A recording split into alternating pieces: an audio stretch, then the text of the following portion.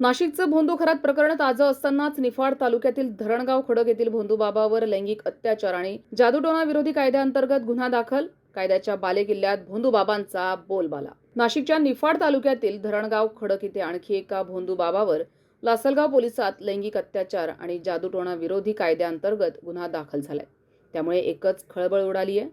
एक महिला कौटुंबिक कारणामुळे निफाड तालुक्यातील धरणगाव खडक येथील महेशगिरी महाराज उर्फ महेश दिलीप काकडे या बाबाच्या आश्रमात गेली होती.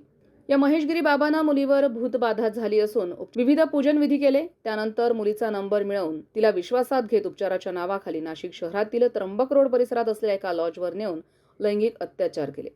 मात्र अश्लील फोटो काढलेला असून तसंच माझ्या गळ्यात रुद्राक्षाची माळ असून दैवी शक्ती आहे, त्यामुळे माझं कुणीही काही करू शकत नाही या भीतीमुळे या महिलेनं तक्रार देणं टाळलं होतं. दरम्यान अशोक खरात प्रकरण समोर आल्यानंतर अंधश्रद्धा निर्मूलन समितीची मदत घेऊन या महिलेनं अखेर लासलगाव पोलीस ठाण्यात महेश गिरी उर्फ महेश दिलीप काकडे याच्या विरुद्ध रात्री उशिरा गुन्हा दाखल केलाय. या भोंदूबाबाला अटक करण्यासाठी लासलगाव पोलिसांनी तत्काळ पथक रवाना केलंय. धारणगाव येथील एक इसम आहे महेशगिरी काकडे, त्यांच्यावर एका महिलेने अत्याचार केल्याची तक्रार दिलेली आहे. त्या संदर्भात गुन्हा दाखल झाला आहे. पुढची कारवाई आम्ही करत आहोत.